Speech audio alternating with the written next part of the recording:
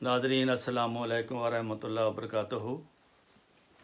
आज फिर एक दफ़ा मोहतरम शेख मोहम्मद यूनुस साहब रिटायर मरबी सिलसिला खाकसार के पास मौजूद हैं।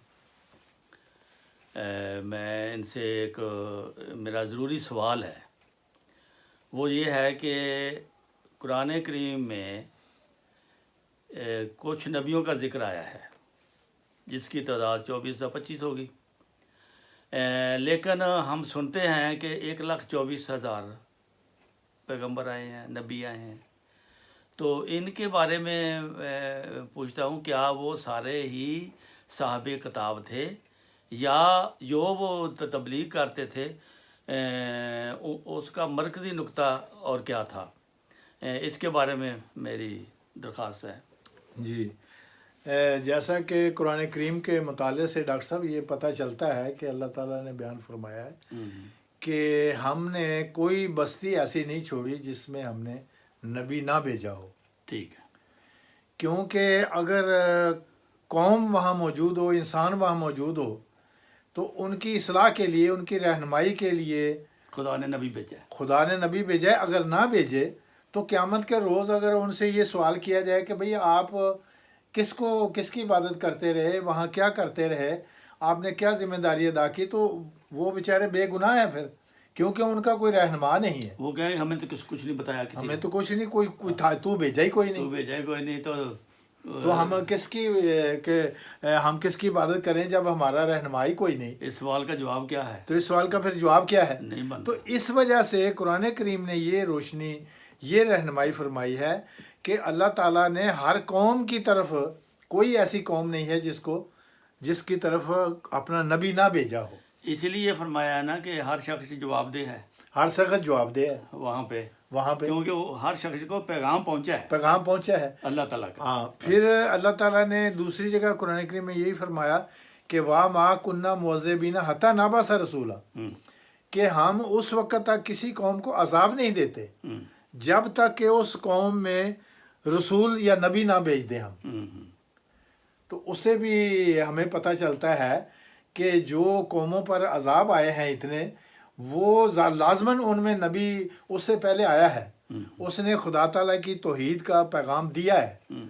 उस पैगाम के ख़िलाफ़ चलने वालों को के वजह से वो उन लोगों पर अजाब आया है जिन्होंने उसको तस्लीम नहीं किया, अच्छा, रहनुमा के तौर पर। अब ये सवाल होता है कि 1,24,000 पैगंबर जो हैं, और उनमें से सिर्फ 25 या 24 का नाम या 26 भी अगर कह लें, 24-25 की तादाद है ना, तो कि भाई कुरान में उनके नाम आए हैं, बाकी का नहीं है, बाकी का नहीं है।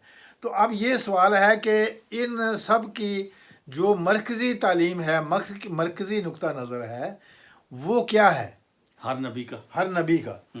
तो ये अब हमें कुरान करीम से ये रहनुमाई मिलती है कि खुदा ताला का नबियों को दुनिया में भेजने का ये मकसद था कि वो एक खुदा की इबादत करें।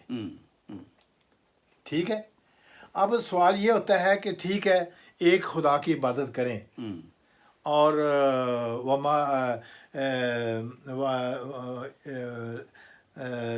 वो जो जिसका तर्जमा ये है कि हमने इंसान को और जिन्नों को इसलिए पैदा किया है वमा खलक़तुल जिन्ना वल इंसा इल्ला लियअबुदून, कि वो खुदा ताला की इबादत करें।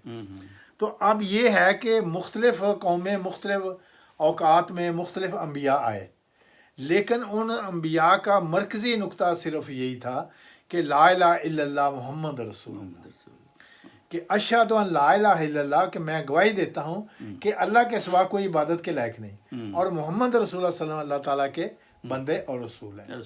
अच्छा, अब ये सवाल है कि ये क्यों बार बार कहा जाता है कि जी तौहीद के क़याम के लिए 1,24,000 पैगंबर आए? वो इसलिए आए कि अभी तक भी हम देखते हैं कोई लोग आग की पूजा कर रहे हैं, कोई सूरज की पूजा कर रहे हैं, कोई समंदरों की पूजा कर रहे हैं, कोई दरियाओं की पूजा कर रहे हैं, कोई दरख्तों की कर रहे हैं, कोई पहाड़ों की पूजा कर रहा है, कोई बुतों की पूजा कर रहा है। सही कर रहे हैं कि नहीं कर रहे हैं? आज तक भी ये नज़र आ रहे हैं। कोई सितारों की पूजा कर रहा है। तो اس وجہ سے اب یہ سوال ہوتا ہے کہ بھئی پیدا کرنے والا تو خالق رب العالمین ہے. ساری دنیا کو اب سورج کو اگر کوئی سورج کی کوئی عبادت کرنے لگ جائے تو سورج کو تو خدا تعالیٰ نے خود پیدا کیا ہے، وہ تو خود مخلوق ہے، وہ تو ایک خود خدمت پر لگا ہوا ہے. اسی طرح درخت ہے کہ درخت کو بھی خدا نے پیدا کیا ہے، وہ بھی انسانی خدمت میں لگا ہوا ہے، وہ سایہ دیتا ہے. جیسے ایک شاعر نے بھی کہا ہے کہ خود دھوپ میری تو مثال ایک درخت کی سی ہے، خود اوروں کو سایہ دے خود دھوپ میں جلے. تو یہ ایک خوبصورت مثال ہے کہ بھئی وہ تو آپ کی انسانیت کی خدمت کے لیے خود آیا ہے، تو اس کی اگر آپ پوجا کریں گے تو اس سے دنیا کو کیا فائدہ ہوگا؟ سورج کی پوجا کریں گے تو دنیا کو کیا فائدہ؟ سورج بھی آپ کا غلام ہے. اسی طرح سمندر ہے، دریا ہے، نہریں ہیں، ان کی ساری یہ جتنی چیزیں اللہ تعالیٰ نے پیدا کی ہیں اس کائنات میں، وہ ساری انسانیت کی خدمت کے لیے ہے. بالکل. تو یہ بالکل ڈاکٹر صاحب ایسی بات ہے کہ ایک آپ کو مثلا 10 یورو کا سکہ جو ہے وہ آپ کو ہم دیتے ہیں، تو وہ 10 یورو آپ بازار میں لے کے جائیں گے تو آپ کو سودا جو بھی آپ نے لینا ہے وہ مل جائے گا. لیکن کسی وہی سکہ 10 یورو والا اگر وہ کھوٹا ہو، وہ کسی حکومت کی بجائے وہ جس پر عید مبارک لکھا ہوا ہوتا ہے جعلی وہ ہو تو آپ کو کچھ بھی نہیں ملنا. اب وہ خدا تعالیٰ کی جو عبادت کی جو احکام ہے، عبادت کرنے کی جو مور ہے، وہ اس کی ہے جو اس کائنات کا خالق اور مالک ہے.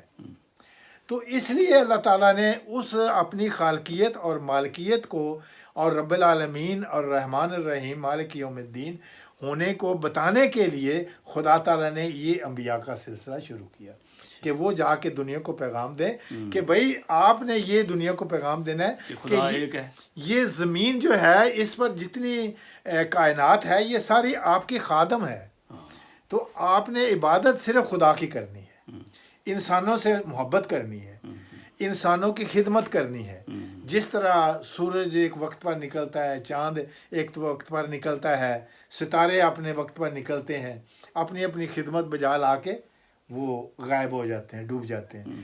اسی طرح انسانوں کو بھی حکم ہے.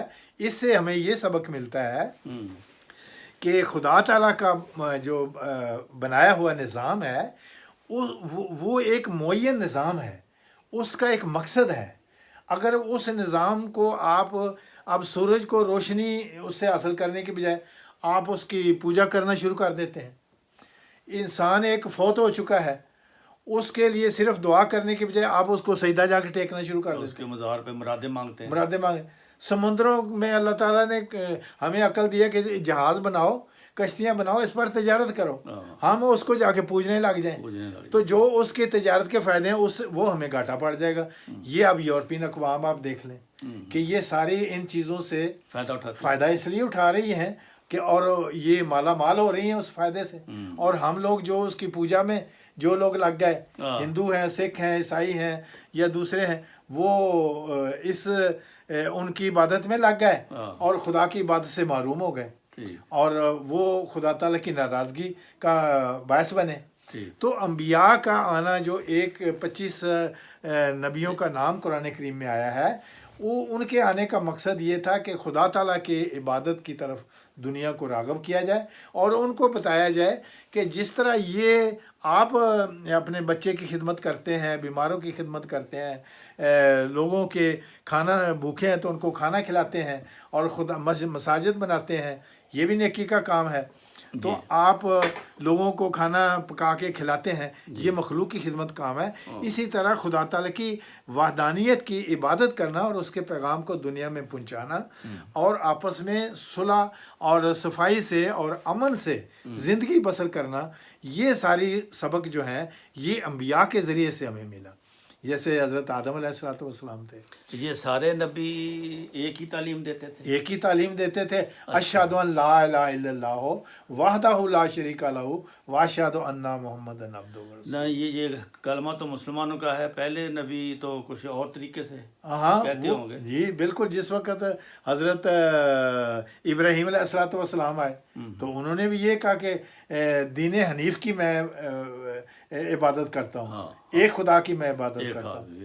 اور اور ان کا حضرت مباحثہ ابراہیم ہوا، کو یہودی بھی مانتے ہیں، عیسائی بھی عیسائی مانتے بھی مانتے ہیں۔ اسی طرح حضرت موسیٰ علیہ السلام ہے، تو انہوں نے جو ان کے اوپر کتاب اتری اس میں اللہ تعالیٰ نے حضرت موسیٰ علیہ السلام کو فرمایا کہ بھئی آپ ان کو خبر دو کہ تیرے ہی بھائیوں میں سے، تیری مانند تیرے ہی بھائیوں میں سے ایک شخص آئے گا آئے گا، جو کہ صاحب شریعت ہوگا، ہاں، وہ آتشی شریعت اس کے ہاتھ میں آتشی ہوگی۔ شریعت اس کے ہاتھ آتشی شریعت کا مطلب ہوتا ہے کہ جو گناہ کو جلا دے گی اور جو نیک کام ہے وہ آپ کو بتا دے گی، اس کو بتا دے گی، تو وہ آئے گا۔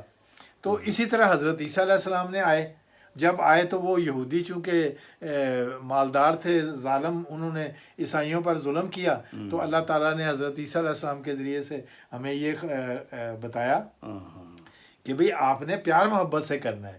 یہ جو خدا کی تعلیم ہے، خدا کے قرآن کی یا ان کے اوپر جو بھی صحیفے اترے ہیں، تو اس میں یہ سبق دیا گیا کہ انسان ایک کمزور چیز ہے، اس کو محبت سے، پیار سے اگر آپ سمجھائیں گے تو وہی بات آپ کو سمجھ جائے گا۔ یہ کیونکہ اب انسان کو انسان کہتے اس لیے ہے کہ اس میں دو محبتیں پائی جاتی ہیں، ایک محبت خدا سے اور دوسری محبت اس کی مخلوق سے۔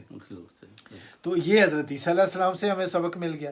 پھر بعض انبیاء ہیں جن کے ذریعے سے ہمیں یہ سبق ملتا ہے کہ جب آپ بیمار ہوتے ہیں یا جب آپ نے کوئی تقریر کرنی ہے، لوگوں کے سامنے جا کے کوئی علم کی بات کرنی ہے، تو آپ خدا تعالیٰ سے دعا کر کے جائیں کہ رب زدنی علما، کہ رسول پاک صلی اللہ علیہ وسلم جب تقریر کرتے تھے یا خطاب کرتے تھے تو وہ دعائیں کرتے تھے پہلے کہ رب زدنی میں، اے اللہ تعالیٰ میرے علم کو بڑھا۔ یا حضرت موسیٰ علیہ السلام کے ذریعے سے ہمیں یہ سبق ملتا ہے کہ آپ نے یہ دعا کی، رب اشرح لی صدری ویسر لی امری واحلل عقدۃ من لسانی، کہ اے اللہ تعالیٰ میں جب ان کے سامنے، فرعون کے سامنے جاؤں، یہ بھی ہے رب انی لما انزلت الیہ من خیر، رب انی لما انزلت الیہ من خیر، کہ اللہ تعالیٰ تیری طرف سے جو بھی خیر مجھے نازل ہوگا وہ میں اس کا منتظر ہوں۔ یعنی سارے نبیوں نے دعا سے کام لیا ہے، دعاؤں سے کام لیا اور ایک خدا کی پوجا کی ہے۔ ہاں جی، یہ تھا آج کا لب لباب نبیوں کی آمد کا اور ان کے مقصد کا۔ ناظرین، کیسی پیاری تشریح کی ہے مربی صاحب نے، میں ان کا بہت شکر گزار ہوں۔